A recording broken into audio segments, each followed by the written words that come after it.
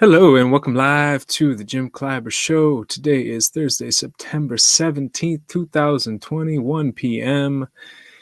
here in Michigan in the United States. It's Thursday already. It seems to happen like that almost every week of this year, where it's like, oh, wait, really? It's Thursday?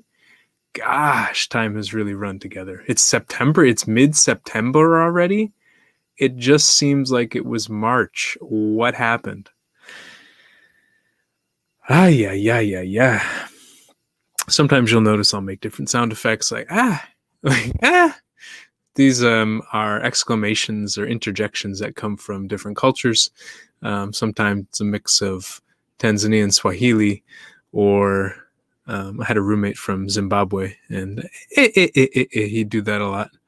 But also I'll mix in some Spanish interjections and other things as well. So yeah, it's a bit confusing at times, but it seems to work for me, and confuses other people sometimes, and they don't say anything. So, anyways, figured I'd start a little lighthearted because this is going to get maybe a bit deep or intense. I want to talk about betrayal, and I want to talk about distrust and broken hearts and healing broken hearts. So, I've been thinking a lot about politics, as you might have guessed, and I'm sure many other people in this country and around the world are. And I was thinking about politics in the US and how there seems to be a lot of distrust of certain groups. Now, my initial reaction was that people who are currently supporting Trump have a strong distrust of many groups, and that would be what they call the mainstream media, what they call the radical left, what they call the deep state, what they call many other things. So distrusting people in distrusting institutions, distrusting people, and it seemed like people who currently support Biden distrust specific individuals. They distrust Trump. They distrust Sean Hannity, Fox News personality. They distrust a few other people. Barr, who is currently the Attorney General. But when it comes down to it, I think many of us distrust different people for different reasons. And a lot of times I think the reasons come down to betrayal. That someone that either is that person or belongs to that organization or is like that person betrayed us in the past, or an institution betrayed us in the past. And I'm really curious where all this comes from, because so I look at, like, why do people distrust the mainstream media? By mainstream media, I think they mean New York Times, Washington Post, CNN, NBC, some of these channels. But I don't actually know, and I'm not sure if they're very clear on what they mean by when they say mainstream media. But regardless, I'm wondering what happened. Was there a deep betrayal? Was there a news story that really got it wrong and really hurt them? I think of a friend who seems to really distrust them, and I think he was in the military, and he had access to certain information about what was happening overseas with the military and on the ground and stuff. And I think he had a lot of frustration at how the media was covering what was happening in the war. So I can imagine that maybe part of his betrayal comes from that, or his feeling of betrayal comes from that, where he was seeing one thing and then reading a different thing, and either assuming that they were stupid and didn't understand what they were talking about and were just carelessly and carelessly sharing all this wrong information with the world, or worse, assuming that they had ill intent and that they were framing it in a different way to cause pain or to hide something or to lie about something. And I don't know, but I just wonder, when it comes to that, or when it comes to thinking that somebody is going to come into their neighborhood and burn down their house and steal everything that they've worked for and maybe rape their kid. And I'm like, whoa, where did all this, I don't know. I don't have those particular fears. I have other fears. And I wonder how much of the fears that I have come from being hurt deeply in the past by someone. I wonder if my fears of being so public and open come from the fact that when I was in Tanzania, me being public and open and being friendly with people led to our house getting robbed twice. I'm pretty sure. I don't fully know the people who robbed it, but I'm confident, pretty confident that they were the friends that I invited into the circle. So, and then being one of few white guys living in the neighborhood where we got robbed, it was, I was scared at being so publicly known and that I could get into trouble if people knew, people could take advantage of me or rob the house and stuff like this. And not just hurt me, but hurt other people that I cared about. Because while they didn't take too much of my stuff, they took some things from other people and scared other people more than me. And I felt really guilty and responsible for their fear and their sadness. So maybe that's why I have had fear of being too much online or publishing too much. I gave a speech a couple of years ago in Egypt, and in the speech I shared the name of an ex-girlfriend with my intention of trying to show how much I was trying to seek revenge on her. And but I had mentioned that I thought she had cheated on me, and woo! So it hurt so much to think about how much that might have hurt her. I felt so frustrated and so angry at myself and stuck. So I got fear for that. I just wonder where the fear, where the pain comes from some other people, where the anger comes from. There's so much anger and fear in politics. It's so much. I see it. I mean, what was I watching? I was watching there's one ad on television that says, this guy never shows up for work. He's lazy. He doesn't care about you. It's like, what? Why are you sending this foreboding message saying that this guy does not care about people? What? And why do people believe it? What about it? Are there people who, one example I think is the kind of white collar versus blue collar conversation we talk about a lot, which is the academic or educated person versus the uneducated person. I mean, educated in the sense of going through public school and going through university and things like that, not having any education, but kind of the prized or celebrated education we have of the day. In the conflict between those two groups, where sometimes the people who didn't do well in school growing up, who struggled with homework, who struggled with tests and didn't do too well, could, one, feel jealous of the people who did do well, but two, the people who did do well could be short and condescending to the ones who weren't doing well. And I think this is something I've struggled with throughout my life, is trying to not be condescending to other people, because in many ways I've been very fortunate that I learn many things pretty quickly. And I don't try to be condescending to other people. I think I get frustrated when I learn something fast and the other person doesn't, because I want them to learn it. And I don't sometimes understand how they're not learning it fast. And so and then maybe I'll get frustrated and then I'll say a comment and that could really hurt them.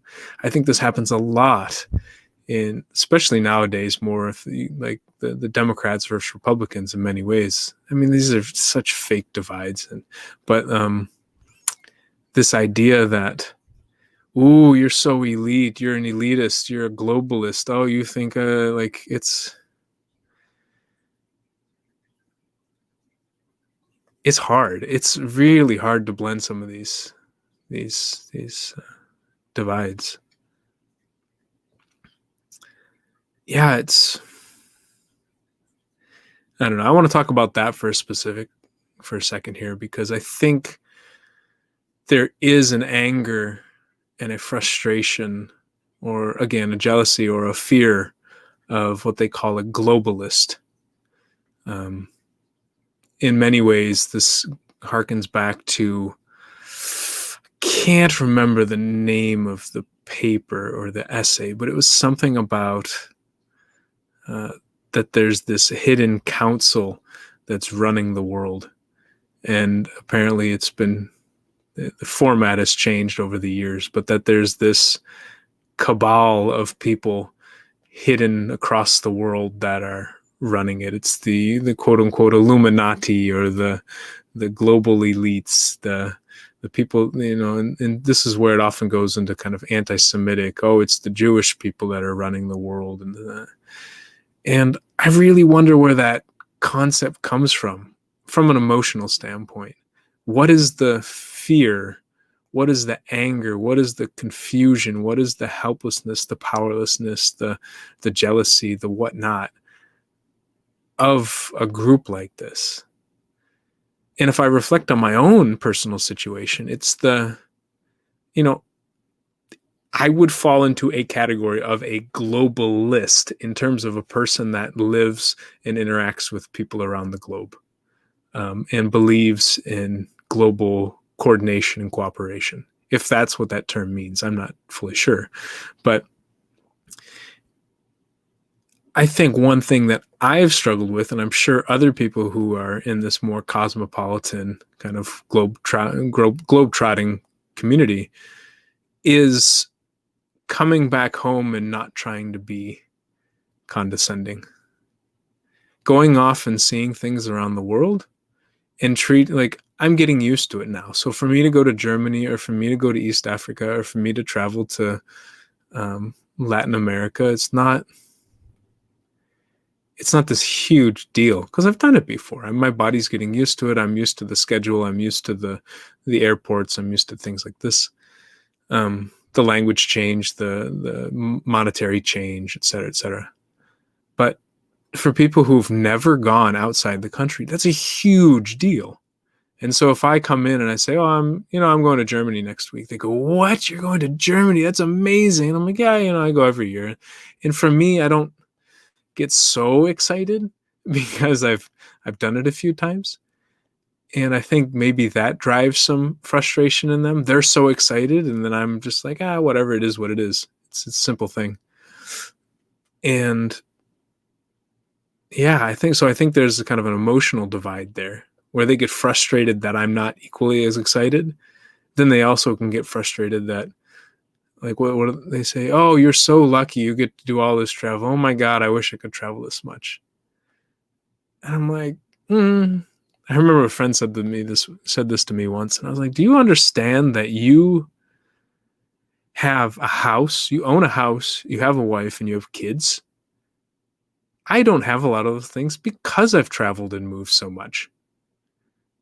Like, those are cool things too, man. Like, I wish I had a house, a wife and kids. That's freaking cool. Watch these little kids grow up.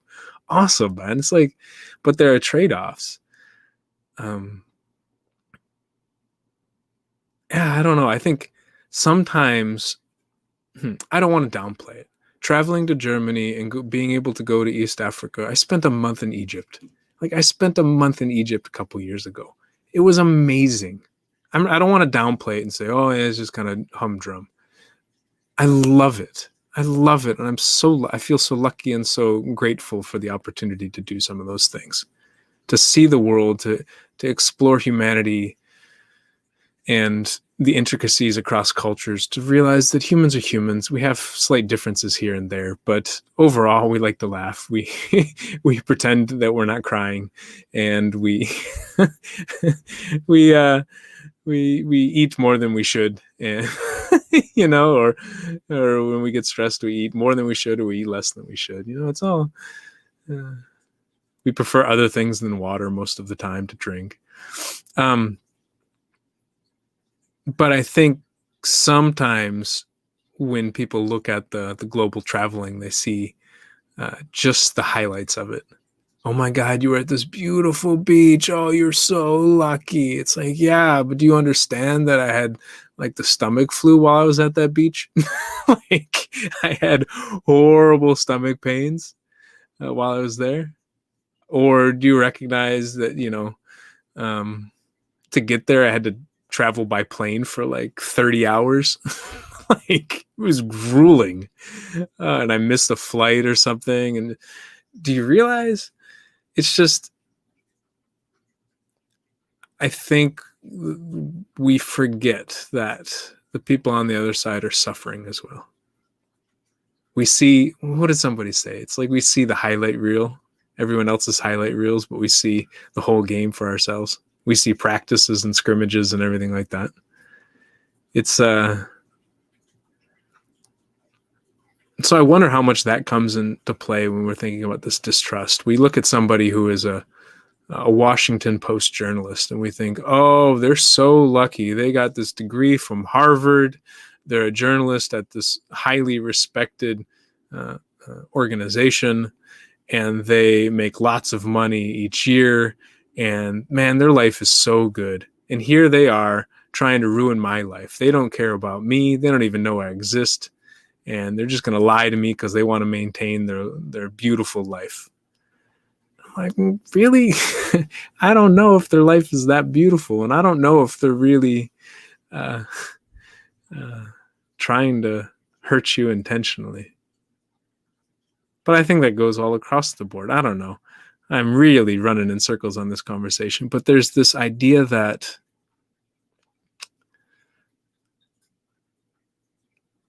betrayal often is this person tried to hurt me, or this person didn't care about me.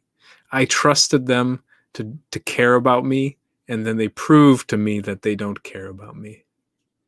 It can be the person you're dating, trusting that they're exclusive with you, and then all of a sudden you see a series of text messages, or you see them out on a date with somebody else, and it can shatter you, making you think, wow, this person doesn't care about me at all. But in reality, if that person didn't care about you at all, they'd probably just flaunt it in your face. They'd probably just say it to you, and they would have no hesitation they'd have very little reason to hide it from you. And they probably wouldn't be with you at all if they didn't care about you at all. It's just that statement can be so absolute. And I think it's because it hurts. It can really hurt when we trust and we believe in something, and then it seems to betray us. It can be believing that the healthcare system in the US is designed to help us, and then having to go in for surgery and then getting stuck with a $20,000 bill and not being able to pay it, and not even thinking the surgery was necessary. Feeling tricked that these people in the healthcare system are just tricking me. They're trying to use me for my money. They don't care about me at all. They just want to get rich and screw me over. It could be about thinking that the people in the government don't care about me. These police officers, they just want to make their quotas. That's all they care about. They don't care about me at all. They just want to get their job done, and they just want to climb the ranks. It could be about coworkers. Oh, they don't care about me. They just want to climb up the ladder. They'll do whatever they can to just kind of squash me and push, step on me as they climb up the ladder.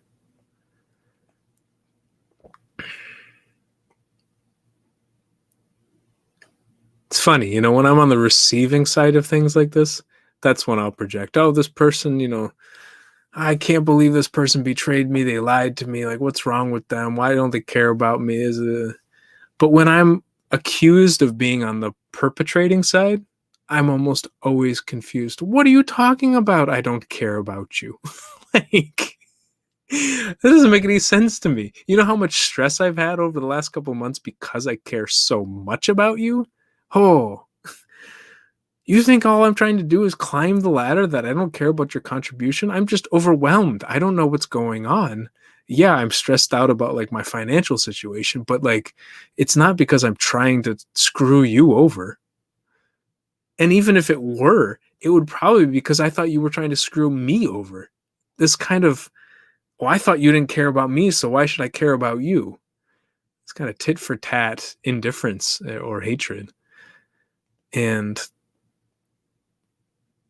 what if we started to heal these wounds? The girl who had a guy who cheated on her before in the past. What if she recognized that we guys don't know what we're doing? We don't know what we're doing. A lot of times we cheat because we're scared. Because we're scared that the person we're with doesn't like us that much, isn't as committed to us as we thought they were. And we're really worried that we're going to get hurt and just left behind. And so then we find someone who we think does care about us, or who we know that cares about us, But it's not because we don't care about you. Sometimes it's because we care too much. And we're scared and we don't want to lose you, and so we don't know what to do. How many women and men as well how many of us carry this betrayal, carry this pain, this resentment through our lives, and then project it on other people? And these other people have nothing to do with it. It wasn't their fault. They didn't do anything. Not even fault. It wasn't, their actions weren't even related to it. It happened at a different time, maybe years apart. How many people distrust the government because of something that happened to them 20 years ago? And, I never trust the government. Or how many people distrust the government because of something that happened to them with their father or their mother 30 years ago? It has nothing to do with the government. It has to do with authority and authority figures telling them what to do. How much of the hatred and the fear of the quote unquote mainstream media is from high school, with certain students, academic students who did well, making fun of people for not spelling right. And so here are the people who couldn't read very well or couldn't write very well, struggling in middle school or high school, and then being made fun of for that. And how much of that has to do with the disdain for people in the mainstream media? Because a lot of these journalists are the ones who are the best at reading and writing in school. I don't know how much of a disdain for doctors is because of the brother we have that became a doctor and who teased us all the time as kids. How much of it is really directly coming from the person we think it's coming from versus coming from things that have happened to us or our friends and family in the past? And could be way past. Doesn't even have to be like the recent past. This stuff that we've held on to deeply because it hurt us and we're using it to try to protect ourselves. But in a way, we perpetuate this myth or this story that we have in our heads that this certain group of people don't care about us. I mean, I think sometimes I like to try to break it up a little bit. This is just a little side story popped in from the other day. There was a guy driving in one of those Amazon delivery trucks. It was a delivery van or whatnot. And I was going out for a walk. And I have this crazy beard and a little long hair. And I'm in the suburb in Detroit, outside Detroit, where it's mostly white people, Asian people. And I'd say that's the majority. And I hear this hip hop music blasted from this guy's car. An African American man, I'd say maybe in his 30s. I hear this music blasted from his car, and I'm like, "Oh, this is fantastic tune!" I pull out my phone. I try to use the Shazam app to find out what song it is. I'm like, "Oh, this is some like good old school hip hop." And I couldn't figure it out. Oh shoot! And so I walk up to it. This is COVID, right? And so he's in the van, and I walk up to him, and he rolls down the window, and he looks like kind of maybe unsure, suspicious. What's this homeless looking like white guy gonna say to me in this uppity neighborhood? And I say, "Hey man," like, and I bumble through it. I'm like, "Hey man, I really like this song. Who sings this song? Like, what kind of music is that?" He says, "Oh, it's G Unit." I'm like, "Oh, sweet, G Unit. Yeah, cool, man. Thanks." And I walk away. And I thought maybe that little interaction could help him go, wait, okay, he's not afraid of me. He's actually super curious. Like, he's not coming in to yell at me or tell me to turn down the music. He's almost telling me to turn up the music. So I wonder how, in different situations in life, we could just inject a little bit of that to break the distrust, to change, to complicate the narrative a little bit, you know? Maybe for him, he was like, "Huh, okay. Maybe some people like the music," you know? Maybe he goes home, eh? I remember one time, where was it? Uh, I was in Oakland, California. I had just moved there from Boulder, Colorado. And I was in this small cafe, small Ethiopian cafe. And I sat across the table from an African American guy. And this guy, I'd say in his 50s or so. And I was talking to him, and he said, "Oh, I said, I just moved here from Boulder." He says, "You just moved here from Boulder? Why would you move to Oakland from Boulder?" And I said, "Well, to be honest, I wanted to be around more black people." And he was like, "What?" I said, "Yeah, I used to live in East Africa, and um, I want to learn more about African American, like Black American culture. And also, there are more Africans who live in this area. In Boulder, it's a very white city. Um, and yeah." And so, anyways, I think a week later, I go back to the same cafe, and he's there, and he says, "Oh, I told my wife about you." I said, "You did what?" He says, I told my wife that I met this guy at the cafe who just moved here from Boulder." And she goes, "How do you move here from Boulder?" He says, he said he wanted to be around more black people. And she goes, "Oh, was he black?" He says, "No." "Was he Latino or something?" He says, "No, he was a white guy." And she's, "What?" So just little things like that, I think, can complicate the story and maybe complicate the narrative, because we can latch onto so strongly these stories from the past that happened to us once and burned through our soul, really like ripped our heart apart. This person, I really cared about this person. I felt so deeply connected to this person, and I trusted them so much. And then they just ripped my heart out of my chest. It could be a person, it could be an institution, whatnot. Just having deep faith in something, and then it breaks. And then it can stay broken for the rest of our lives if we don't try to mend it. Or if people don't jump in and complicate the story, or if we don't notice how they're complicating the story and showing us that it's not this one clear 100% obvious story, but that life is complicated. And we're the same and we're different at the same time. I don't know.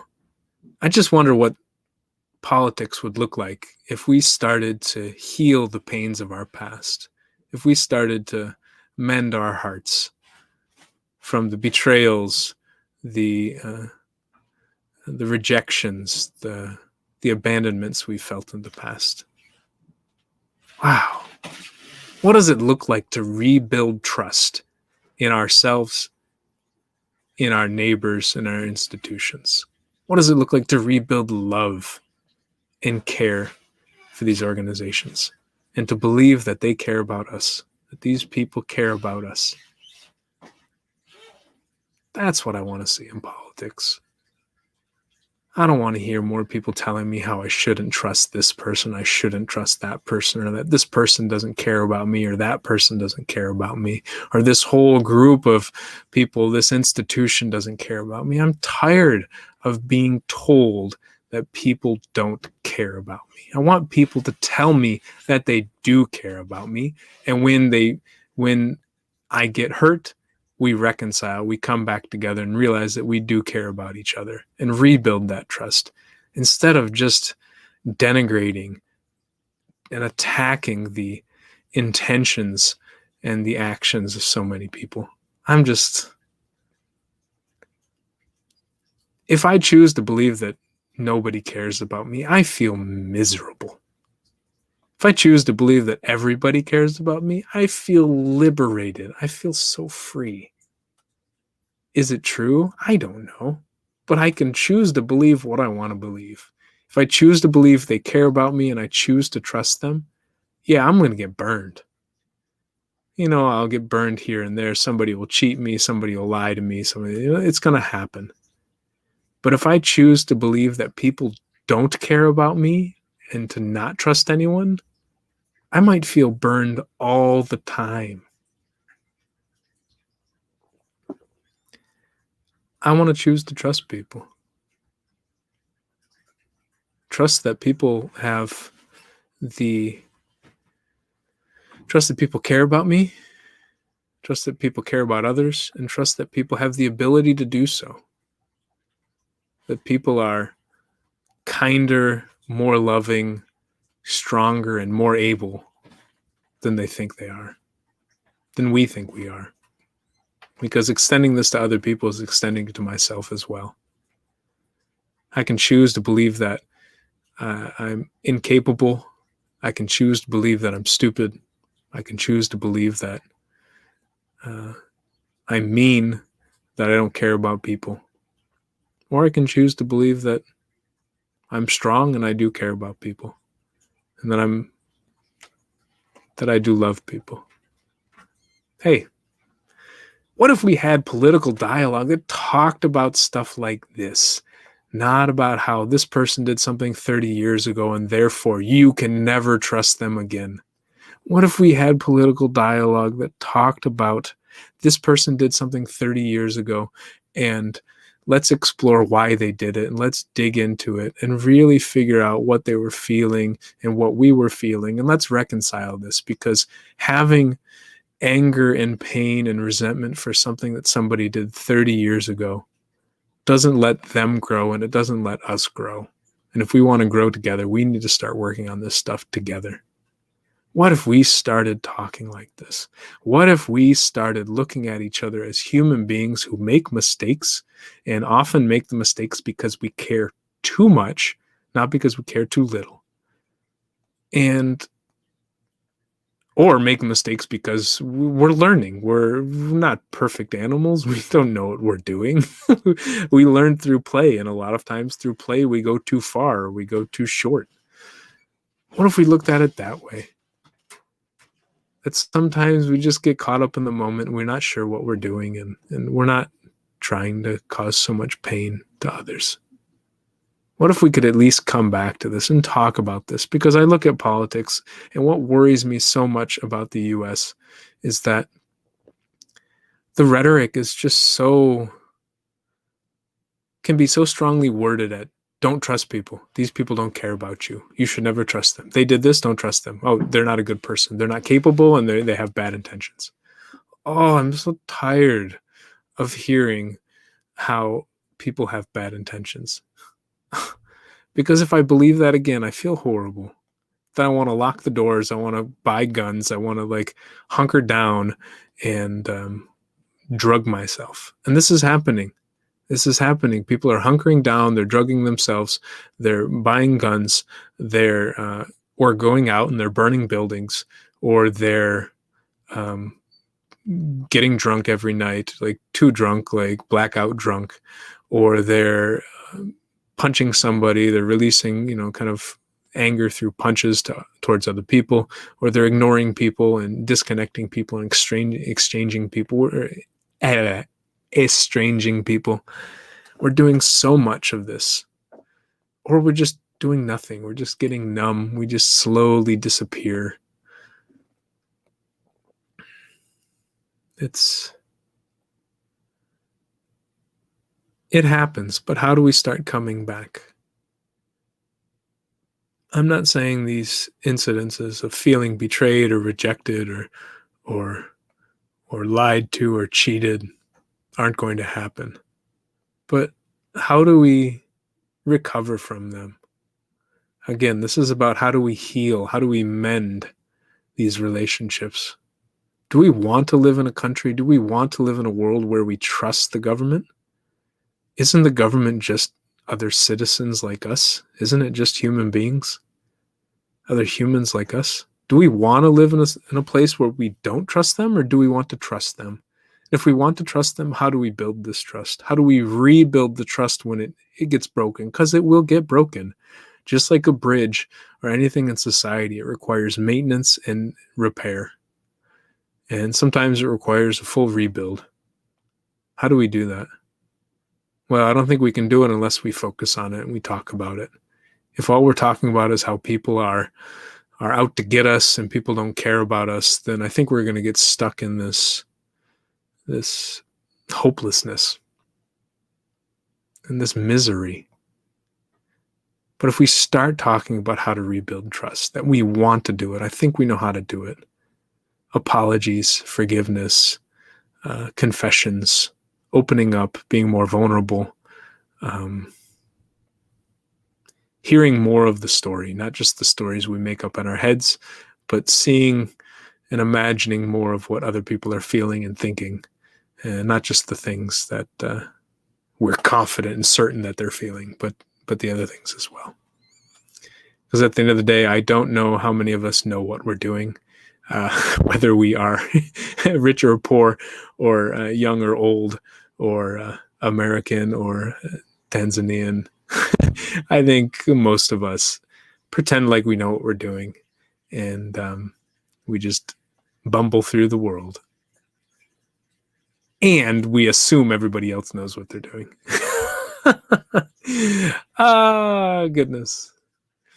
Some people could look at this podcast and be like, oh man, you're so confident. You know exactly what you're talking about. You seem to really have your head on your shoulders. And I really? That's the impression you got from this? Because I thought I was just rambling in circles.